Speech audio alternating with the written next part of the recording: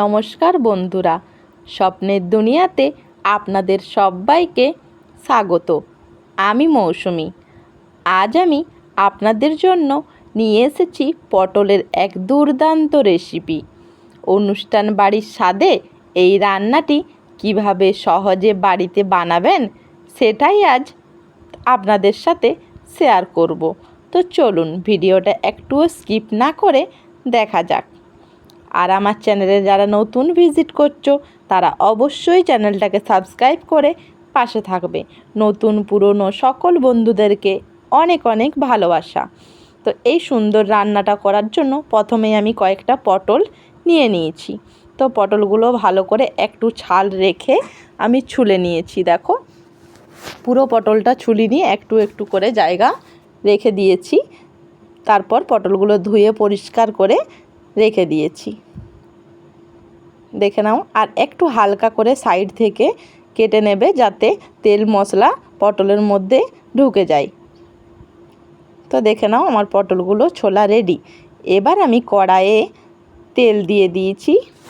এবার তেলটা গরম হয়ে যাওয়া পর্যন্ত অপেক্ষা করব। আর আপনারা কোথা থেকে আমার ভিডিওটা দেখছেন অবশ্যই কমেন্টে জানাবেন। আর এই দেখুন তেলটা গরম হয়ে গেছে। তেলটা গরম হয়ে যাওয়ার পরে আমি একটু হলুদ আর একটু নুন দিয়ে দিয়েছি যাতে পটলগুলো ভালো করে সিদ্ধও হয় আর ছিটে গায়ে না আসে। তেলে একটু হলুদ নুন দিলে পটলগুলোরও খুব সুন্দর কালার আসে। তো দেখো আমি একে একে সব পটলগুলো একটা একটা করে কতগুলো দিয়ে দিলাম, দিয়ে ভেজে নিচ্ছি। আর পটল তো ফুটে গায়ে লাগে, সেটা তোমরা সবাই জানো। এভাবে ধাপে ধাপে কিন্তু ভাজবে। যদি সেরকম অসুবিধা হয় তাহলে কিন্তু ঢাকা দিয়েও এগুলো ভাজতে পারো। তো আমি এগুলো হালকা লাল হয়ে যাওয়া পর্যন্ত অপেক্ষা করব। দেখো, আর পটল খাওয়া তো স্বাস্থ্যের পক্ষে খুবই ভালো, কারণ এটা তো সবুজ জিনিস। তো এটা খাওয়া খুবই ভালো। আর আমি আমার চ্যানেলে আপনাদের জন্য নানা রকম ভিডিও নিয়ে আসি। তো অবশ্যই ভিডিওটা কেমন লাগছে অবশ্যই কমেন্টে জানাবেন। আসলে কি জানো তো, নিরামিষ দিনে আমাদের গৃহবধূদের সবথেকে বেশি চিন্তা থাকে যে আজকে কি রান্না বানাবো, আজকে কি করলে বাড়ির প্রত্যেকটা মানুষ ভালো করে খাবারটা পছন্দ করবে। তো সেই জন্য এই দই পটলটা কিন্তু একেবারে নিরামিষ, খুব সুন্দর হয় খেতে। আর নিরামিষ যে এত সুন্দর একটা পটল দিয়ে জিনিস হয় সেটা কিন্তু তোমরা না রান্না করলে বুঝতে পারবে না। তো দেখো পটলগুলো হালকা হালকা লাল হয়ে এসছে। এবার ওগুলো ভেজে তুলে নেব। আর এই রকম দই পটলের রেসিপির সাথে পরোটা, রুটি, জাস্ট সব কিছুই কিন্তু অসাধারণ লাগবে।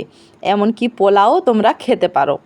আর এটা যেহেতু নিরামিষ সেই হিসাবে তোমরা সব কিছুর সাথেই কিন্তু এটা ব্যবহার করতে পারো। উপোসের দিনে, ঠিক আছে, কোনো পুজো পার্বণে কিন্তু এটা ব্যবহার করতে পারো। এটা সত্যিই সুন্দর হয়। দেখো পটলগুলো এক দুটো ফেটেও গেছে, তোমরা দেখতে পাচ্ছ ভাজতে গিয়ে।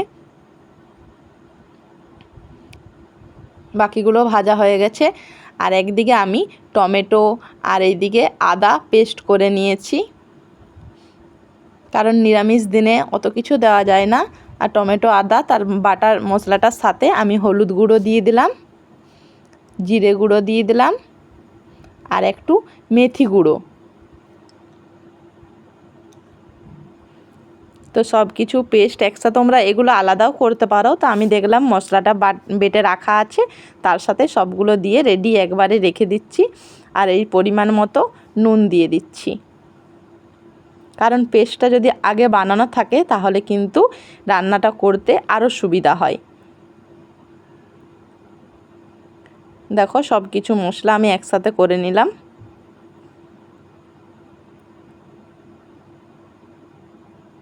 দেখো নুনটা আরেকটু কম হয়েছিল, তার জন্য আরেকটু নুন দিয়ে দিলাম। আর একটা জায়গাতে আমি কড়াইয়ের জন্য যে গরম মশলা গোটা দেব সেটা রেডি করে নিয়েছি। দেখো দু টুকরো দারচিনি আর লবঙ্গ আর এলাচ, এগুলো কড়াইয়ে দিয়ে দিলাম। ওই পটল ভাজা যে তেলটা ছিল ওই তেলটাতেই কিন্তু দিয়ে দিলাম। এবার এগুলো একটু ভেজে নিচ্ছি। আর এই দেখো এবার যে পেস্ট মশলাটা রেডি করে রেখেছিলাম সেটা কড়াইয়ে দিয়ে ভালো করে কষিয়ে নেব। এই যে দেখো ভালো করে একটু কষিয়ে নিচ্ছি। আর ওই বাটিটা ধুয়ে যে মশলাটা লেগেছিল সেই জলটাও দিয়ে দিলাম, কারণ মানে জলটা ওটা কষাতে কষাতে কিন্তু জলটা আস্তে আস্তে যাবে। দেখছো পটলগুলো মানে এত ফেটেছে পরিমাণে, দেখো সাইডে আরে গোটাই মানে তেলটা ছিটকে পড়েছে। দেখো এবার মশলাটা ভালো করে কষিয়ে নিচ্ছি, কারণ রান্নার কিন্তু আসল স্বাদ কিন্তু এই মশলা কষানোতে। মশলাটা যতক্ষণ না পর্যন্ত তেল ছাড়বে ততক্ষণ কিন্তু তোমরা মশলাটা একটু কষিয়ে নেবে, ঠিক আছে।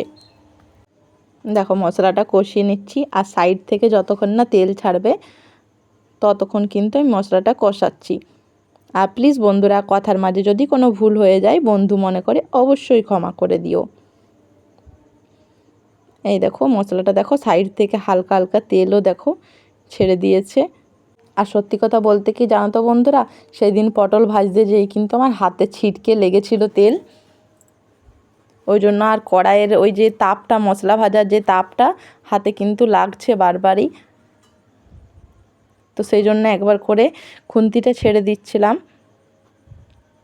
আর যেহেতু আমি তোমাদের সাথে সব রকমই ভিডিও শেয়ার করি, তাই ভাবলাম যে এই রেসিপিটা বানাচ্ছি, এই রেসিপিটাও তোমাদের সাথে একটু শেয়ার করি। ওই যে দেখো সাইড থেকে হালকা হালকা তেল ছেড়েছে দেখো।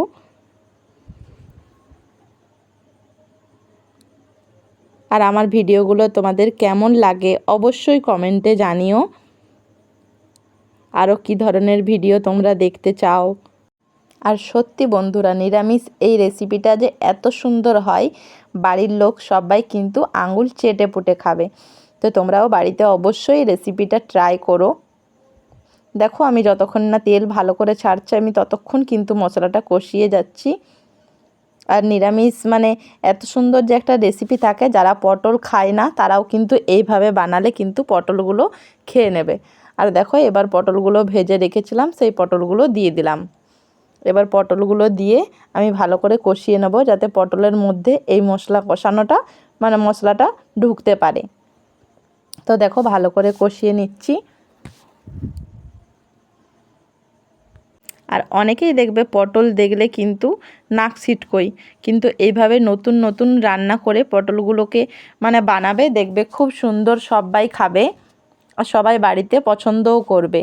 নতুন নতুন রেসিপি কার না ভালো লাগে বলো তো? বাড়িতে সবসময় একঘেয়েমি যদি সবাই আমরা পটল আলুর তরকারি, এগুলো তো নর্মাল, কি পটল আলু দিয়ে মাছের ঝোল, এগুলো সবাই খেয়েই থাকে, কিন্তু একটু অন্যরকম করে বানালে সেই স্বাদটাও দ্বিগুণ হয়ে যাবে।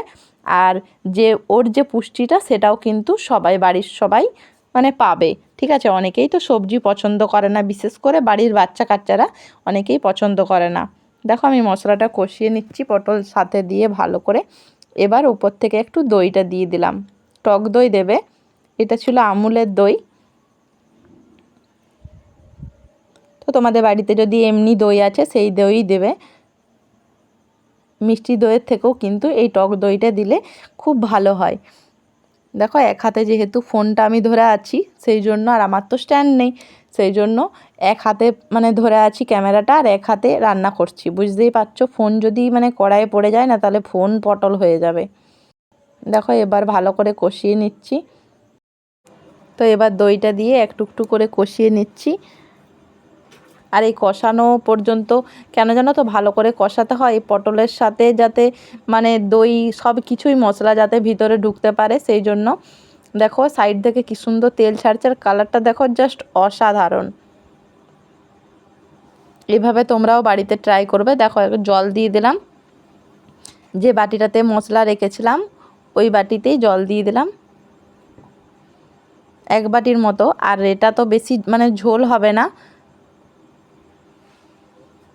দেখো এটা ফুটে উঠেছে, জাস্ট কালারটা দেখো দুর্দান্ত। দেখুন তৈরি হয়ে গেল আমাদের গরম গরম দই পটল।